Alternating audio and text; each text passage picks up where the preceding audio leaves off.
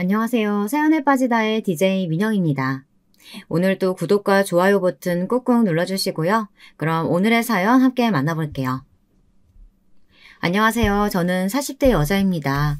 결혼한 지 벌써 15년이 넘은 유부녀예요. 주변 친구들은 다들 애 키우랴 남편 뒷바라지하느라 힘들어서 결혼한 게 후회가 될 정도로 힘들대요. 차라리 혼자 살았으면 훨씬 더 속 편하게 잘만 살았을 것 같다고요. 친구들이 그렇게 이야기할 때마다 저도 맞장구 쳐주기는 하지만 저는 지금까지 결혼한 걸 후회해 본 적이 없어요. 남편과 사이도 좋고 아이들 키우는 것도 너무 좋거든요. 거기다가 시부모님과도 별 탈 없이 잘 지내고 있고요. 잘 지내는 정도가 아니라 시부모님이 워낙 좋으신 분들이라 저는 시부모님을 친정 부모님처럼 생각하고 있어요. 저는 아이가 둘이에요. 큰아이는 벌써 중학생이고 둘째는 초등학생입니다. 거기다가 결혼하고 나서부터 내내 시부모님이 사시는 건물 위아래층에 함께 살고 있어요. 지금 살고 있는 건물이 바로 시아버지 건물이거든요. 시아버지께서 1층에 인테리어 회사를 운영 중이세요. 남편과 시동생도 시아버지와 함께 인테리어 일을 하고 있습니다. 지금까지 들으면 아무 문제 없을 것 같은데 왜 사연까지 보냈는지 궁금하시죠? 사실 제가 사연을 보낸 이유는 동서 때문이에요. 저에게는 손 아래 동서가 한 명 있습니다. 저의 평온한 결혼 생활에 동서가 나타나고 나서부터 불편한 일들이 생기기 시작했어요. 동서와 저는 시작부터 순조롭지 않았어요. 나이부터가 참 애매했거든요. 저는 12월생인데 동생은 빠른이에요. 지금이야 빠른이 다 사라졌다지만 저희 때는 예민하게 구는 사람들이 종종 있거든요. 사실 저야 나이 같은 건 중요하지 않아요. 서로 잘 존중하고 사이좋게 지내다 보면 호칭 같은 거야 별로 중요하지 않다고 생각했거든요. 그런데 어른들은 또 그렇지가 않으신가 봐요.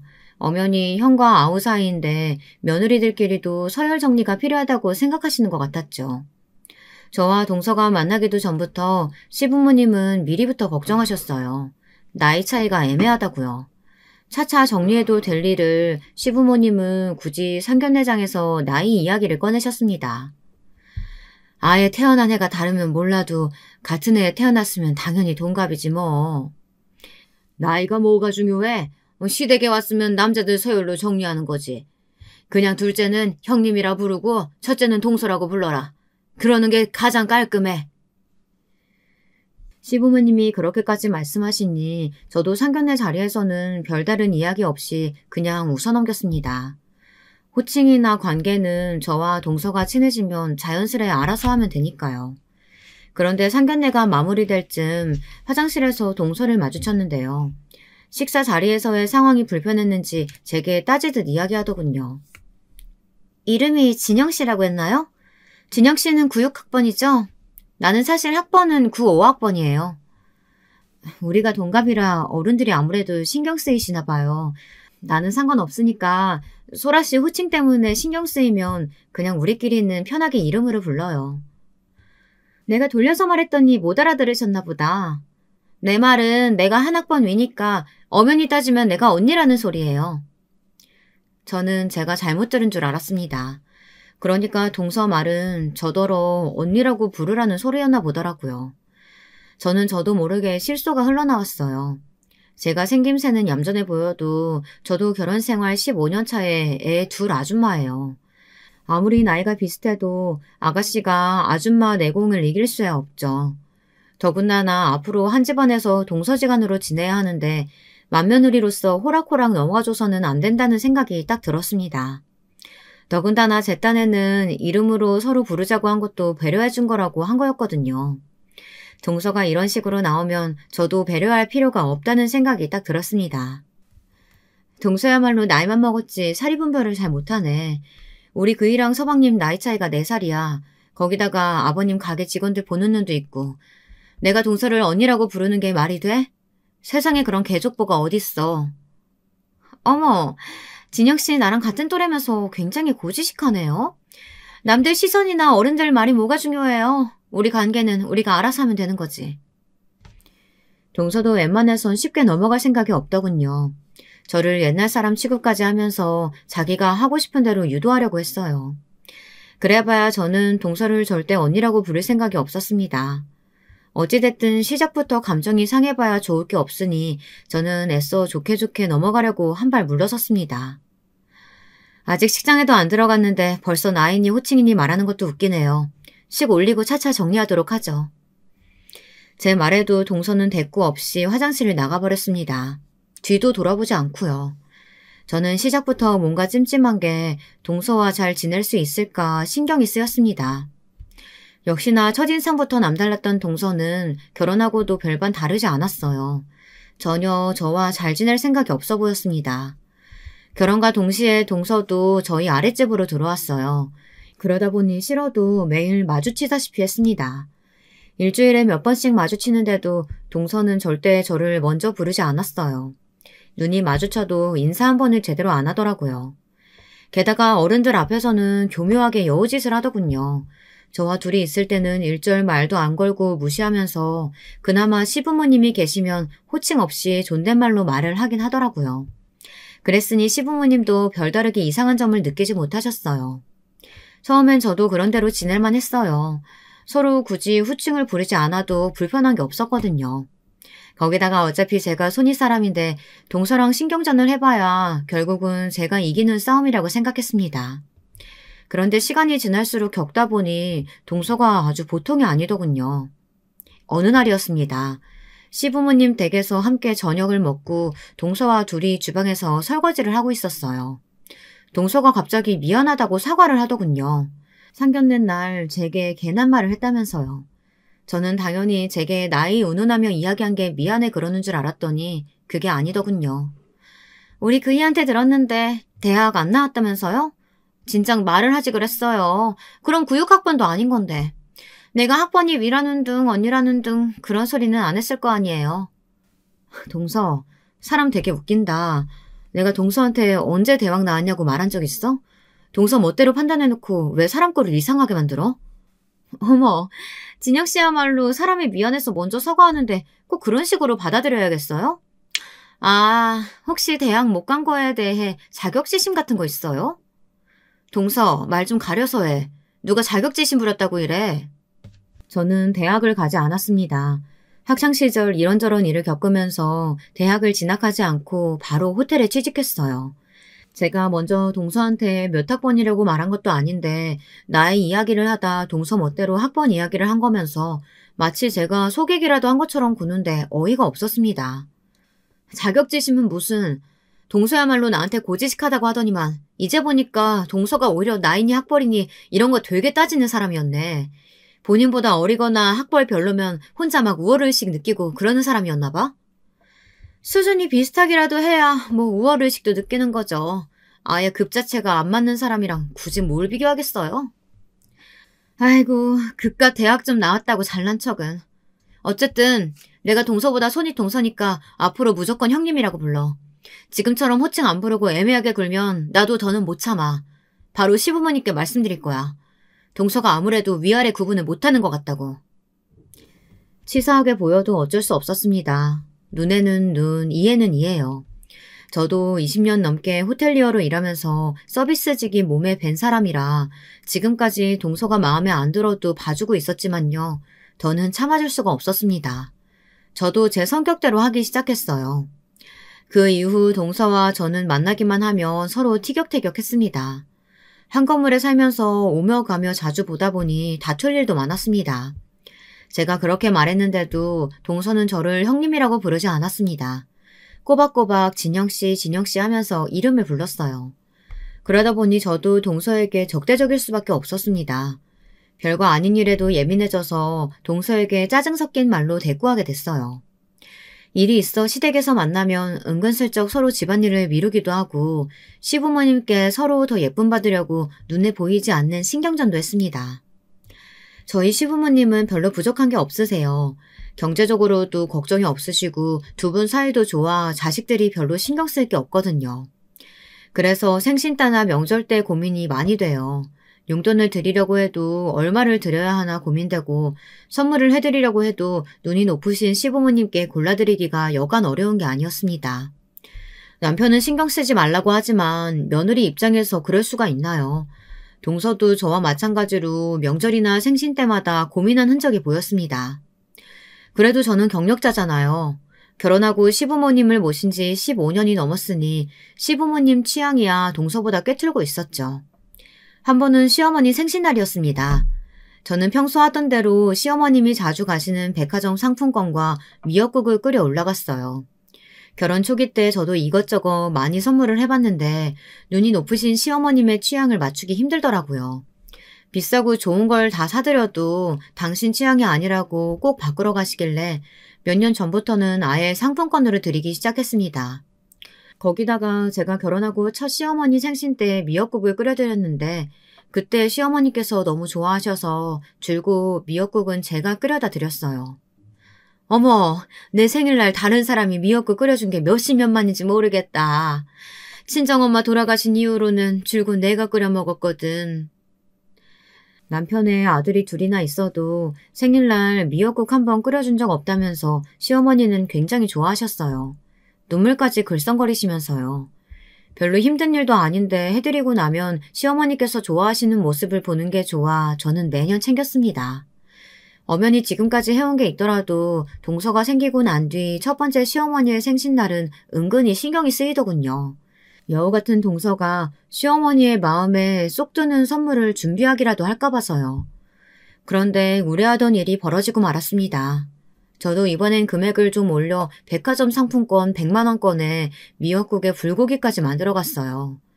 그런데도 동서의 선물에 제가 밀리고 말았습니다. 동서의 선물은 덜렁 사진 한 장이었는데 말이죠. 어머님, 생신 때 서프라이즈로 말씀드리려고 지금까지 꾹 참고 있었어요. 벌써 12주 넘었대요. 아이고, 잘했다, 잘했어. 우리 며느리 장하다. 동서와 시동생이 이미 40대에 들어선 나이에 결혼했기 때문에 시부모님께서는 아예 손주를 기대도 하지 않았어요. 그런데 동서가 결혼한 지 몇 개월도 채 되지 않아 임신을 한 겁니다. 그것도 시어머니 생신 때 이미 주수가 꽤 됐더라고요. 노산이다 보니 안정권에 들어설 때까지 비밀로 하고 있었던 거죠. 가족으로서 당연히 축하해줄 일이었지만 은근 셈이 났습니다. 제가 동서를 별로 좋아하지 않아서인지 괜히 얄밉고 밑살맞게 보이더라고요. 아버지, 어머니, 저도 이제 엄연히 한 집안의 가장 됐으니까 형이랑 똑같이 대우해줘야 돼요. 장남이라고 뭐든지 다 형한테만 주면 안 돼요. 시동생은 이때다 싶었는지 아주 시아버지에게 갖은 아양을 떨었습니다. 그럴 수밖에 없는 게 시아버지가 대표로 있는 인테리어 회사에서 남편과 시동생이 함께 일하고 있잖아요.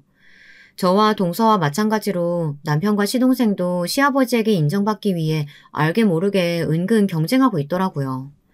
시아버지가 회사를 운영하신 지는 꽤 됐습니다. 가게뿐만 아니라 경기도 외곽에 공장까지 있어요. 인테리어 회사와 공장 직원을 다 하면 50명이 넘는 중소기업이에요. 남편은 어릴 때부터 시아버지 일하시는 걸 어깨 너머로 배웠고 아예 사업을 물려받기 위해 대학도 인테리어를 전공했습니다. 반면 시동생은 다른 회사를 다니다 힘들다며 그만두고 시아버지의 회사로 들어온 지 얼마 되지 않았습니다. 그러다 보니 시동생은 아직도 남편이나 다른 직원들에게 일을 배우느라 정신이 없습니다. 그런 상황이다 보니 자연스레 가족들과 회사 직원들은 남편이 시아버지의 일을 물려받을 거라고 암묵적으로 생각하고 있었어요. 차기 사장이라고 추켜 세우며 시아버지도 자주 언급하셨기 때문에 당연하게 생각하고 있었죠. 시동생도 동서와 결혼하고 아이가 생기니 욕심이 생기나 보더군요. 결혼 전에는 남편이 시키는 일이라면 군말 없이 하고 남편을 형으로서나 상사로서 존중하는 느낌이 들었는데 최근에는 남편을 꼭 경쟁 상대로 생각하는 것 같더라고요. 한 번은 그런 일도 있었습니다. 시아버지는 대부분 공장에 계실 때가 많고 남편과 시동생이 인테리어 가게에 있었어요. 남편은 영업이나 고객 상담, 계약까지 거의 전담해서 하고 있습니다. 사실 남편 혼자 하기 벅찬 일이다 보니 시동생이 옆에서 일을 배우고 있는 거예요. 그런데 언제부턴 남편이 집에 오면 툴툴거리더라고요. 시동생이 은근슬쩍 할 일을 남편에게 미루고 시아버지를 따라 공장에 출근하려고 한다고요. 안 그래도 일이 많은데 일 배울 생각은 안 하고 자꾸 공장 일에 관심이 많아 큰일이라고 했습니다. 그런데 며칠 뒤 제가 쓰레기를 버리러 나갔다가 우연히 동서와 시동생이 하는 소리를 듣게 됐어요. 당신이 하도 우겨서 아버지 따라 공장 나가기는 하는데 공장 나가면 시끄럽고 먼지만 풀풀 날려. 거기다가 가봐야 내가 할 일이 없다니까. 괜히 직원들 눈치만 보이고 아버지한테 하루 종일 잔소리만 들어서 진짜 너무 힘들어. 그냥 형이랑 편하게 사무실에 있으면 안 돼? 자기야, 인테리어 사무실에서 힘들게 매일 영업 뛰고 계약 따와봐야 뭐해. 그래봐야 평생 아주버님 밑에서 일해야 되는데. 평생 안정적으로 일하면 좋지 뭐. 자기가 이렇게 세상 물정을 모른다니까. 당신은 인테리어의 인자도 잘 모르잖아. 조금 있으면 우리 아기도 태어나는데 평생 아주버님 밑에서 매달 월급 받는 월급쟁이로 살 거야? 공장 땅 그거 다 아버님 거라며. 아버님 옆에서 살랑살랑 애교 좀 떨어가지고 그 땅 팔고 건물 올리시라고 해. 편하게 임대료 받고 살자고. 제가 있는 줄도 모르고 떠들어대는 동서 말에 저는 경악을 금치 못했습니다. 제가 생각한 대로 동서는 보통 년이 아니었어요. 시부모님이 평생 해오신 일을 한순간에 자기 이익을 위해 남편 귀에 대고 속삭거리며 조종하고 있더라고요. 저는 동서가 용심이 많고 영악한 사람이라는 생각밖에 들지 않았습니다. 그럴 만한 게 사실 시부모님이 자식들을 많이 도와주세요. 아무리 사업을 오랫동안 하시고 경제적으로 여유가 있다고 해서 자식을 도와주는 게 당연한 일은 아니잖아요. 저희 시부모님은 여러 면에서 자식들 일이라면 물심양면 도와주십니다. 제가 아이 둘을 낳고도 지금까지 일할 수 있는 건 다 시부모님 도움 덕분이에요. 저는 2교대 호텔리어예요. 밤샘 근무를 할 때도 있어서 사실 아이 낳고 나서 하기에는 쉬운 일은 아니었죠. 제가 임신하고 호텔을 그만둬야 하나 말아야 하나 고민하고 있을 때 시어머니께서 제 손을 잡아주셨습니다. 친정 부모님이랑 사이 틀어지면서 끝까지 버티고 선택한 일인데 결혼하고 아이 낳았다고 그만두는 거 그게 세아가 너한테 얼마나 서러운 일이겠어. 한 건물에 시부모가 있는데 뭘 걱정해. 내가 다 도와줄 테니까 아기 걱정은 하지 말고 너 하고 싶은 대로 해라. 시부모님은 항상 겉으로는 무뚝뚝하시고 고지식하신 듯 보이지만 속은 따뜻하고 정이 많으세요. 저는 친정 부모님과 별로 사이가 좋지 않아요. 지금이야 몸도 안 좋으시고 연세도 드셔서 제가 살고 싶은 대로 내버려 두기는 하시지만 사실 얼마 전까지만 해도 친정 부모님 얼굴도 안 보고 살았거든요. 반면 시부모님은 자식 며느리 일이라면 세심하게 챙겨주시는 건 물론이고 툭툭 용돈도 챙겨주십니다. 저는 결혼하고 지금까지 한 건물에 시부모님과 살면서도 불편한 것 하나 없이 편하게만 했어요. 시부모님 덕분에 많은 걸 배우기도 했고요. 꼭 피를 나눈 가족만이 가족이 아니구나. 서로 마음으로 위하고 챙기다 보면 진짜 가족보다 더 훨씬 소중한 가족이 되기도 하는구나. 이런 생각이 절로 들 정도로 시부모님이 좋았습니다. 그런 시부모님을 이용하려는 동서가 저는 마음에 들지 않았습니다. 동서가 원하는 대로 일이 돌아가게 될 수는 없었어요. 동서, 지금 무슨 소리 하는 거야? 공장을 밀어버리고 건물을 지으시라니. 그걸 왜 동서 마음대로 정해? 갑자기 나타난 저를 보고 시동생은 놀라서 어쩔 줄을 몰라 했어요. 반면 동서는 제 말에 눈도 깜빡이질 않았습니다. 오히려 전혀 잘못한 거라고는 없는 눈이었어요. 제가 제 맘대로 공장을 팔기라도 했나요? 아니잖아요. 근데 진영 씨는 왜 나한테 소리까지 지르고 그래요? 그리고 다들 머리가 있으면 생각이라는 걸 좀 해야죠. 그 큰 땅에 굳이 힘들게 공장 돌리면서 벌어봐야 직원들 월급으로 다 나가는데 뭐하러 우리 때까지 힘든 사업을 해요? 건물 하나 세우면 대대로 편하게 먹고 살 수 있는데. 저도 동서 말이 100% 다 틀렸다고 생각하진 않습니다. 요즘 사람들 생각이야 당연히 가만히 앉아서 편하게 돈 버는 게 좋다고 생각하죠. 하지만 시아버지와 남편이 평생 일궈온 사업을 이제 막 시집온 며느리가 남편을 꼬드겨서 집안 전체를 흔들려고 하는 모습은 좋게 보이지 않았습니다. 시동생이 시아버지에게 공장을 팔고 건물을 세우자고 말했다가는 시아버지께서 난리를 치시며 시동생에게 엄포를 놓으실 게 뻔하거든요. 동서는 이제 막 시집와서 우리 시부모님이 어떤 분들인지도 잘 모르는 것 같은데 시부모님 두 분 다 공장 직원들 진짜 가족처럼 생각하시는 분들이야. 당신들 좀 편하게 살자고 그 직원들 다 해고하고 내보내실 분들 절대 아니라고. 그러니까 행여 어머님 아버님 앞에서 괜한 소리 하지 마. 저 딴에는 정말 동서를 생각해서 해준 이야기였습니다.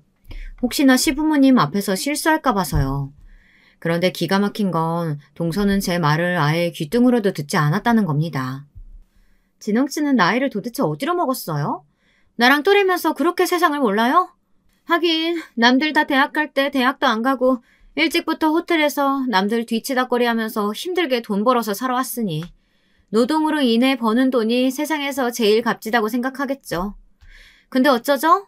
세상은 절대 그러지 않거든요. 지금이라도 정신 좀 차리세요. 애들이 뭘 보고 배우겠어요. 동서는 제 충고에도 본인 말이 다 맞는다고 우겼습니다. 그러든지 말든지 저는 신경도 안 썼어요. 동서 같은 부류의 사람이라면 제가 제일 잘 알아요. 아주 어릴 때부터 가까운 곳에 있었거든요. 사실 저희 친정 부모님이 딱 동서 같은 사람들이에요. 제가 그로 인해 아주 힘든 어린 시절을 보냈기 때문에 잘 알고 있습니다. 제 큰아이는 중학생인데도 피아노 학원만 다니고 있고요. 초등학생인 둘째는 태권도 학원만 다니고 있어요. 집에 와서도 특별한 공부를 하지 않고 책을 읽거나 영화를 봅니다.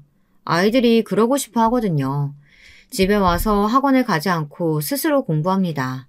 공부가 더 필요한 과목이 있으면 제게 언제든 이야기하라고 했어요.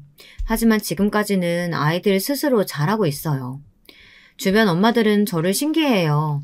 마음이야 누구나 아이가 원하는 대로 해주는 좋은 엄마이고 싶지만 현실적으로 되질 않는다고요. 제가 아이들에게 공부하라고 강요하지 않고 너그럽게 키우는 데에는 다 이유가 있습니다. 사실 제가 강남 8학군 출신이에요. 국민학교, 중학교 다 유명 사립학교를 나왔습니다. 내내 고액과외니 학원이니 안 해본 사교육도 없고요. 친정 부모님이 강남에서 유명 학원을 운영하세요. 그러다 보니 저는 아주 어릴 때부터 서울시에서 주최하는 경시대회랑 경시대회에는 다 출전했습니다. 고등학교도 친정 부모님이 계획하신 대로 외고를 입학했어요. 제게는 선택권이 없었어요. 친정 부모님은 본인들 커리어가 있다 보니 외동딸인 저를 당연히 명문대에 입학시켜야 한다고 생각하셨거든요. 어릴 때부터 부모님께 귀에 딱지가 생기도록 하도 들어서 서울연고대가 아니면 우리나라에는 대학이 아예 없는 줄 알았을 정도였습니다. 그때까지만 해도 당연히 그렇게 해야 하는 줄 알았고요. 하지만 여러 면에서 제가 그만큼 역량이 되지 않았습니다. 원하지도 않는 외고에 진학했으니 학교 생활도 전혀 즐겁지가 않았고요. 나중에는 터질 것이 결국 터지더군요. 고등학교 1학년 1학기 성적이 부모님 성에 차지 않게 되자 여름방학 때 부모님은 저를 기숙사 학원에 보내버렸어요. 부모님이 잘 아시는 분이 운영하시는 데라면서 걱정 말고 다녀오라고 하셨지만 그것은 지옥이나 다름없었습니다. 저는 아직도 그때만 생각하면 숨이 잘 안 쉬어져요. 생각도 하기 싫을 정도로 끔찍하죠. 저는 그곳에서 견디지 못하고 쓰러졌습니다. 학원에서 잠을 줄이고도 공부할 수 있는 약이라고 해서 뭘 줬는데 그 약이 제 몸에 맞지 않아 부작용을 일으켰어요. 당시에 학업 스트레스가 심해서 거의 먹지도 못하고 잠도 못 자고 면역력이 떨어져 있었을 때였으니 당연한 결과였죠. 그런데도 부모님은 저를 포기하지 못하셨어요. 저를 미국에 보내셨습니다. 아마 제가 그대로 한국에서 외고를 다녀봐야 부모님이 원하는 대학에는 절대 못 간다고 판단하셨던 것 같아요. 본인들이 강남 유명 학원 원장인데 자식이 그 모양이니 꼴도 보기 싫으셨겠죠. 다른 애들은 부모가 정보력도 없고 경제력도 없어서 뒷받침을 못 해줘서 난린데 어떻게 된 게 너는 편하게 앉아서 공부만 하면 되는 애가 이렇게 유학하고 나약해 빠졌어. 미국 가서는 다른 건 생각도 하지 말고 정신 똑바로 차리고 공부만 해. 네가 미국에서 영어만 완벽하게 해오면 그 후엔 이 아빠가 알아서 서울연고대에 넣어줄게. 부모님은 제 생각이 어떤지 뭘 하고 싶은지는 한 번도 물은 적이 없었습니다. 저도 태어나서 한 번도 제 생각을 부모님께 이야기해 본 적이 없다 보니 어떻게 해야 하는 건지 방법을 알지 못했죠. 그나마 다행이었던 건 부모님을 벗어나 미국에 혼자 갔다는 겁니다. 처음 미국에 도착했을 때 이 넓은 땅에서 과연 혼자 살 수 있을까 무서웠어요. 그런데 살다 보니 부모님 없이도 제가 잘 살 수 있다는 걸 알게 되었어요. 오히려 훨씬 더 자유롭고 저에 대해 생각할 수 있는 시간이 많았습니다. 미국에서는 방학 때마다 혼자 여행을 다녔어요. 부모님이 보내주신 돈으로 여유롭게 미국 여기저기를 돌아다녔습니다. 명분은 영어 공부였지만 저는 새로운 것을 찾기 위해 자유롭게 지냈어요. 자유로움 속에서 생긴 꿈이 바로 호텔리어예요. 제가 미국에서 돌아오자마자 부모님은 저를 어떻게든 명문대에 보낼 수 있을지만 찾느라 혈안이 돼 바쁘셨습니다. 그동안 저는 한국에서 고졸 검정고시를 보고 바로 서울에 있는 호텔에 모든 지원서를 다 넣었습니다. 어느 호텔이든 상관없었어요. 일만 할 수 있다면 어디든 좋았어요. 부모님 도움으로 미국에서 학교까지 다녔으니 영어만큼은 자신 있었습니다. 저는 오로지 영어 실력으로만 공항 근처 호텔에 바로 취직이 됐어요. 저는 부모님 눈을 피해 수능날 수능을 보러 가지 않았습니다. 그리고 그날 저녁 호텔에 취직됐다는 사실을 이야기했어요. 부모님은 난리가 났습니다. 정말 드라마에 나오는 장면처럼 뒷덜미를 잡고 침대에 누우셨어요. 아버지는 저를 호적에서 파버리겠다는 이야기까지 하셨습니다. 돌연변이도 이런 돌연변이가 없다. 기껏 미국까지 보내서 공부시켜놨더니만 뭐? 대학을 안 가고 호텔에서 일을 해? 부모가 강남에서 학원을 하는데 자식이라는 놈이 고졸이라는 게 말이 되냐? 헛소리 하지 말고 1년 집에서 쥐지근도 공부하다가 그냥 내년 다시 수능 봐라. 호텔인지 나발인지 나가기만 하면 나 다신 너 안 봐. 앞으로 너한테 10원 한 푼 없을 줄 알아. 제 말 못 들으셨어요? 저 취직했다니까요. 이제 엄마 아빠 도움 없이도 저 혼자 살 수 있다고요. 얼씨구, 세상 물정 모르는 소리 하고 있네. 고졸 주제에 벌어봐야 얼마나 번다고. 그걸 가지고 네가 먹고 살아. 너 그 월급 가지고 입에 풀칠이나 하고 살 수 있을 줄 알아? 엄마야말로 자식을 너무 모르는 거 아니야? 나 2년 넘게 미국에서 혼자 살았어. 심지어 그때는 미성년자였고 지금은 어른인데 내가 왜 혼자 못 살아? 부모님은 자식이라고 저 하나뿐인데도 저에 대해 전혀 모르셨습니다. 저는 큰 집에 비싼 옷, 좋은 학교 다닌다고 해서 행복해지는 그런 사람이 아니었어요. 돈이 별로 없어도 내가 하고 싶은 일을 하고 내가 번 돈으로 소소한 것을 누리며 사는 것이 제 꿈이었습니다. 호텔 입구에만 들어가도 저는 행복했거든요. 저는 끝까지 제 고집대로 했습니다. 대학을 포기하고 호텔에 출근했어요. 저는 결국 집에서 쫓겨났습니다. 부모님은 저를 내쫓으며 다신 보지 말자고 하셨어요. 자식 없는 셈 치고 살겠다고요. 저는 오히려 마음이 편했어요. 어차피 집을 나올 생각이기도 했으니까요. 저는 성인이 되자마자 부모님을 벗어나 혼자 힘으로 살았습니다. 그런 저를 알아봐준 사람이 바로 남편과 시부모님이었어요. 부모 도움 없이 오롯이 체험으로 살아온 저를 인정해주고 받아주셨습니다. 제가 결혼하게 되었을 때 부모님께 먼저 연락을 드렸어요. 집으로 청첩장도 보냈습니다. 하지만 부모님은 두 분 다 제 결혼식에 오지 않으셨어요. 제가 첫 아이를 가졌을 때도 한번 뵙고 싶다고 먼저 연락을 드렸는데도 매정하게 끊으시더라고요. 없는 셈 친다니까 연락은 자꾸 왜 해? 하긴 네가 결혼한 놈이라고 해봐야 영 변변치 않은 놈이겠지 뭐. 왜? 이제 와서 부모 도움 필요하냐? 그런 거 아니에요. 저 시부모님 사랑 듬뿍 받으면서 잘 먹고 잘 살고 있어요. 부모님께 자식이라고는 저 하나인데 손주 태어나면 보고 싶으실 것 같아서 연락드린 거예요. 자식도 버렸는데 손주는 무슨 손주? 됐으니까 너 알아서 살아. 바쁘니까 전화하지 말아라. 저는 서러웠습니다. 부모님이 보고 싶고 그립다기보다 시간이 이렇게나 흘러 자식이 결혼해 아이까지 낳았는데도 부모라는 사람들이 정말 궁금하지도 않나 싶었거든요. 저는 애써 부모님을 잊으려 노력했습니다. 저도 부모님 없는 셈 치고 살자 싶었죠. 그런데 첫 아이가 태어나고 얼마 되지 않아 아버지에게 먼저 연락이 왔습니다. 저는 고민하다 전화를 받았어요. 혹시나 아이는 잘 낳았나 걱정돼서 연락하셨나 싶어서요. 그런데 연락해온 이유조차 저희 부모님다웠습니다. 글쎄 어머니께서 말기 신부전증이라는 수술을 당장 받아야 하는데 어머니가 아버지와는 신장이 맞지 않아 수술할 수가 없대요. 핏줄이라고는 저 하나뿐이니 저에게 검사를 받아줄 수 있냐고 하시더라고요. 처음에 연락을 받았을 땐 화가 났어요. 결혼한다고 했을 때도 아이를 가졌다고 했을 때도 축하한다는 말 한마디 안 하신 분들이 저에게 이제와 신장을 내놓으라뇨. 그날 밤 저는 남편과 시부모님과 상의했어요. 시부모님과 남편은 언제나처럼 제 생각을 지지해주겠다고 하셨습니다. 저는 고민 끝에 검사를 받았습니다. 우선 검사를 받아봐야 수술을 할 수 있을지 없을지 아니까요. 솔직한 마음으로는 신장이 맞지 않기를 바랬습니다. 그러면 모양새 좋게 거절하고 다 잊고 저는 저대로 살면 그만이니까요. 그런데 하늘도 무심하시지 저와 어머니의 신장이 맞았습니다. 그 사실을 알게 된 아버지는 제 앞에 무릎을 꿇고 앉아 펑펑 우셨어요. 내가 잘못했다. 그동안 우리 딸 부모도 없이 많이 고생했지. 우리가 나이만 먹었지 세상을 너무 몰랐어. 네가 원하는 대로 살아도 잘만 사는 걸 우리 기준에 맞추려고 널 너무 힘들게 했다. 그러니까 제발 네가 우리 좀 도와줘라.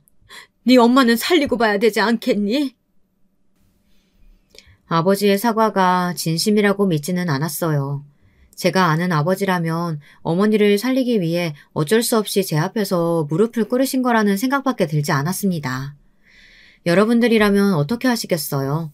당신들의 기준에 맞지 않는 자식이라면서 내치고 버린 부모에게 신장을 주실 수 있으시겠습니까? 저는 고민 끝에 어머니에게 신장을 드렸습니다. 평생 후회하기 싫어서요. 어머니 아버지가 저를 사랑하든 사랑하지 않든 저는 부모님을 사랑합니다. 그 사실만은 너무도 명확한데 제 잠깐의 분노와 복수심으로 인해 신장을 드리지 않을 수는 없었어요. 그러다가 어머니께서 돌아가시기라도 하면 제가 너무 힘들 것 같았거든요. 제 아이들 얼굴을 똑바로 볼 수 없을 정도로요. 다행히 수술은 잘 끝났고 어머니와 저 무사히 잘 지내고 있습니다.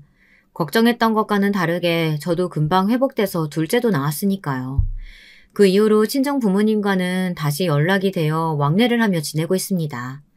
친정 엄마가 회복되시고 나서 바로 시부모님도 함께 만났어요. 물론 친정 부모님은 제가 알던 모습과 별반 다르지 않았습니다. 시부모님을 뵙자마자 무슨 일을 하시는지부터 물어보시고 남편에게도 무슨 대학을 나와 어떤 일을 하는지 물어보셨어요. 시부모님의 대를 이어 인테리어 사업을 한다고 했을 때 갸웃하시다가 직원이 50명이라고 하자 아주 한박웃음을 지으셨습니다. 그래도 나중에는 친정부모님께서 시부모님께 머리 숙여 감사하다고 인사하셨어요. 식사 자리에서 시부모님께서 저를 먼저 챙기고 친자식처럼 대해주시는 모습을 보고 부모님께서 많은 생각을 하셨다고 하더라고요. 당신들은 친부모인데도 왜 조금 더 너그러운 마음으로 저를 대하지 못했는지 후회가 되신다고요. 제가 많은 나이는 아니지만 저도 쉽지 않게 살아온 40년이었습니다. 그런 와중에 저희 가족에 대해 1도 모르는 동서가 갑자기 나타나 집안을 마음대로 흔들어 놓는 꼴은 그냥 봐줄 수가 없었어요.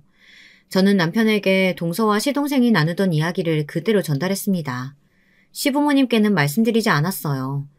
여우 같은 동서 정도야 저와 남편 선에서 정리할 수 있을 줄 알았거든요. 그런데 동서는 생각보다 훨씬 더 교활했습니다. 쓰레기장에서 만난 이후 동서는 대놓고 저를 모른 척했어요.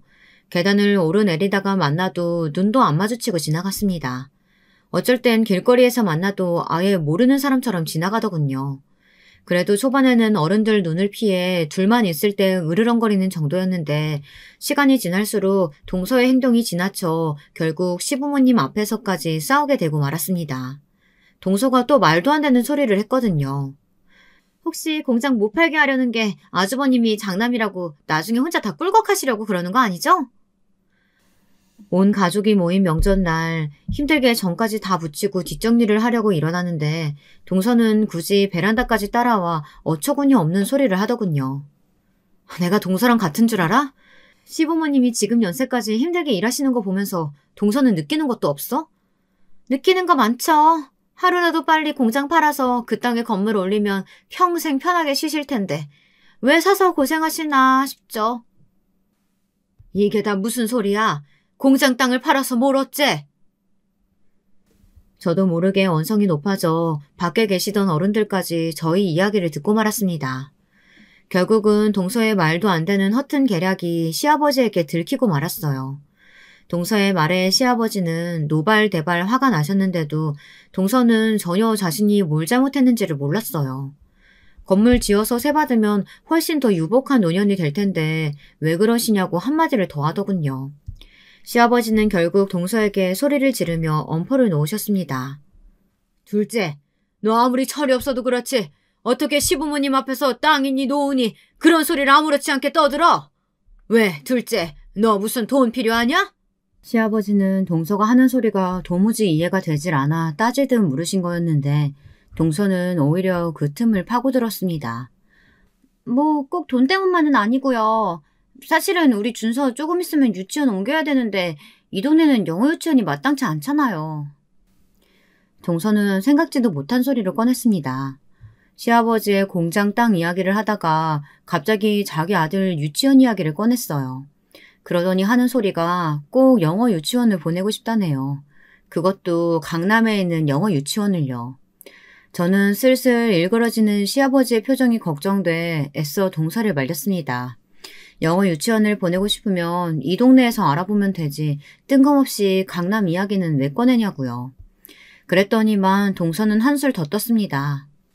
이 동네 사실 좀 구리잖아요. 학군도 너무 안 좋고요. 저는 하나만 낳아서 잘 키우자라 형님처럼 이런 구질구질한 동네에서 애 키우고 싶지 않아요. 뭐야? 이게 보자 하니까 며느리라고 대충 봐주고 넘어가려고 했더니 아주 머리에 든 게 없구나.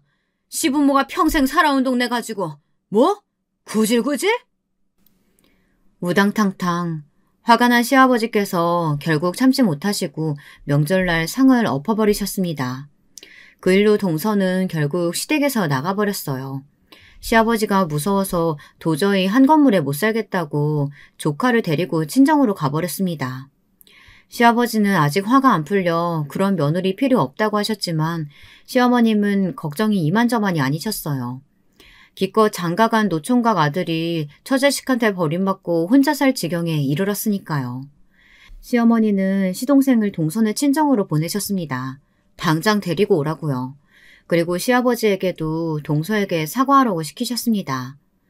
아무리 그래도 며느리 앞에서 상까지 엎어버리고 머리에 든 거 없다고 소리 지르면 어떡해요. 당신 그 고약한 성질머리 때문에 아들 이혼이라도 시킬 거예요? 시어머니의 으름장에 시아버지도 별 수 없었습니다. 시어머니의 말이 틀린 말은 아니니까요. 그런데 일이 이상하게 흘러갔습니다. 잘못한 건 잘못한 거고 사과할 일은 사과하면 그만인데 시아버지께서 소리 좀 질렀다고 그걸 꼬투리 잡아 결국 강남으로 가겠다고 하더군요. 아버님, 요즘은 엄마들 사이에서 유행하는 말이 뭔지 아세요? 애 성공시키려면 엄마의 정보력과 아빠의 무감심, 시아버지의 경제력이 필요하다고요. 혹시 알아요? 아버님이 우리 아들 지원 빵빵하게 도와주시면 우리 아들 판검사 될지? 동서는 바로 얼마 전 시아버지에게 된통 혼나놓고도 배운 게 없는지 또 말도 안 되는 소리를 해댔습니다. 동서는 아예 대놓고 시아버지에게 강남에 집을 하나 구해달라고 했어요. 그러면서 영어 유치원까지 보내달라고 하더군요. 옆에서 듣고만 있던 시동생도 민망했는지 동서에게 그만하라고 말리는데도 동서는 아랑곳하지 않았습니다. 당신은 잠자코 있어. 우리 아버님 완전 능력자신데 좀 도와주시면 좋잖아. 그쵸, 아버님? 아버님도 손주 판검사 되면 좋으시잖아요. 동서 아들 판검사 만들고 싶으면 동서가 벌어서 만들어야지. 그걸 왜 아버님더러 해달래? 아주 몸을 베베 꼬며 알랑방귀를 끼는데 그 모습이 아주 꼴도 보기 싫더군요. 형님이 왜 우리 집 일에 신경 써요? 형님이야 고등학교 나와서 대충 살다 시집왔으니까 모르겠지만 우리 애들이 커서 살아갈 세상은 그렇게 호락호락하지 않거든요? 우리 애들은 형님네 애들처럼 안 키울 거라고요. 동서는 제게 형님이라고 부르기 싫었지만 억지로 했어요. 거기다가 동서와 저는 아예 말도 통하질 않았습니다. 제 지난 과거를 시시콜콜 동서에게 이야기하고 싶지 않아 신경을 끄기로 했습니다. 그러더니만 시아버지께서 안 도와주시면 강동구에 사시는 친정에 들어가서라도 애를 강남에 있는 영어 유치원에 꼭 보내겠다네요. 시동생을 혼자 이 집에 두고요. 기가 차고 어이가 없다가도 제 어릴 적 생각이 나서 조카가 안쓰러웠습니다. 동서도 저희 친정 부모님처럼 나중에 후회할 게 뻔해 보이기도 했고요. 동서는 물러설 생각이 없어 보였습니다. 정말 애만 데리고 친정에라도 갈 기세였어요. 시아버지께서 결국 동서가 원하는 대로 해주셨습니다. 이러다간 40 넘은 아들이 졸지에 처자식 없이 혼자 살게 될지도 모르니 들어줄 수밖에 없었죠. 그래, 내가 강남에 전셋집 하나는 구해줄게. 근데 그 이후로 벌어지는 일들은 둘째, 네가 다 알아서 하는 거다. 동서는 정말 며칠 지나지 않아 집을 구해 나갔어요. 동서와 시동생이 나가고 나니 집안이 조용하고 허전했습니다. 사이가 좋지는 않았지만 그래도 미운 정이 들었는지 간자리가 쓸쓸하긴 하더군요. 동서가 이사가고 난 뒤 얼마 되지 않아 집들이를 한다고 시부모님과 저희 식구들을 다 초대했어요. 저는 퇴근하고 따로 갔는데 시간이 늦어서 백화점이며 마트도 다 문을 닫았더라고요. 저는 할 수 없이 편의점에서 휴지만 사서 들어갔습니다. 그래도 명색이 손이 사람인데 휴지만 하고 입을 싹 닫기는 미안해 남편과 상의해 따로 집들이 선물을 해줄 생각이었습니다. 그런데 동서가 제 손에 들린 휴지를 보자마자 정색을 하더라고요. 형님, 여기 강남 아파트예요. 어떻게 집들이 오시면서 휴지 하나 덜렁 사와요? 암튼 이래서 사람이 수준이 맞아야 상대하는 거라니까. 동서는 수준이 안 맞는다는 헛소리를 툭툭 내뱉더니만 급기야 제가 사온 휴지를 바닥에 내동댕이 쳤습니다. 동서, 지금 뭐 하는 거야? 아무리 그래도 사람 성의가 있는데 어떻게 던질 수가 있어? 마음에 안 들면 던질 수도 있죠. 학번도 없는 고졸한테 형님이라고 부르는 것도 짜증나 죽겠는데 형님이야말로 제발 제 심기 좀 그만 건드세요. 그때였습니다. 동서 핸드폰이 시끄럽게 울리더군요. 어디서 온 전화인지 동서가 아주 목소리까지 다듬고는 공손하게 전화를 받았습니다. 어머, 안녕하세요, 선생님. 알고 보니 동선의 아파트 앞에 대로변에 있는 건물에 유명 영어학원에서 온 전화더군요. 영어 유치원도 모자라 조카를 영어학원에 보내려고 대기를 걸어놨는데 그게 잘 안 됐는지 동서가 얼굴이 안 좋았어요. 저는 짜증을 내며 씩씩거리는 동서에게 그 영어학원에 그렇게 보내고 싶냐고 물었어요. 조카가 아직 나이도 어린데 굳이 학원까지 보낼 필요가 있느냐고 물었습니다. 그러자 동서가 저를 향해 코드숨을 치더군요. 제게 네가 뭘 하냐는 식으로요. 저는 그런 동서에게 보란 듯 더 크게 웃어 보였습니다. 내가 그 영어학원 들어갈 수 있게 도와줘? 제 말에 동서가 아주 배꼽까지 잡고 웃더군요. 저기요, 이 영어학원이 무슨 학원인지는 알고 얘기하는 거예요? 저도 여기 들어가려고 학원 선생님들 정보까지 다 알아봤는데도 인맥 없어서 못 보내고 있는데 형님이 무슨 수로 도와준다고 그러는 거예요? 동서가 말한 그 학원 있는 빌딩이 바로 내 거야. 제 말에 동서는 혀를 끌끌 찼습니다. 저더러 제정신이냐면서요. 둘째, 너 내가 큰애한테 말 조심하라고 했지? 그리고 네가 뭘 모르나 본데 저 앞 저 건물 큰애 건물 맞다. 그래, 큰애 친정 부모님이 몇 년 전에 증여해준 건물이잖아. 평생 저 건물에서 학원만 하셨다고 하셨지? 네, 맞아요. 저 건물의 입시학원은 아직도 아버님이 운영하세요. 다른 학원들은 다 세준 거고요. 그제야 믿기는지 동서는 눈동자를 이리저리 굴리더니만 어쩔 줄 몰라 했습니다. 그러더니 개거품을 물면서 저에게 달려들었어요. 말까지 더듬으면서요. 정말이에요? 저 건물주가 형님이라고요? 말도 안 돼. 동서는 속고만 살았어? 왜, 고졸은 건물 갖고 있으면 안 되니? 그 건물이 바로 저희 친정 부모님께서 갖고 계시던 입시학원 건물이에요. 몇 년 전 신장 수술을 받으신 아버지도 느끼신 것이 많았는지 저에게 지난날의 일들을 사과하고 싶으시다며 건물을 증여해 주셨어요. 저는 괜찮다고 몇 번이나 거절했지만 부모님은 완강하셨어요. 그래야 마음의 빚이 사라질 것 같다고요. 그래서 제가 갖게 된 건물인 거죠. 저렇게 큰 건물이 있는데 왜 호텔에서 아직도 일하세요? 저 건물에서 나오는 새만 해도 장난 아닐 텐데.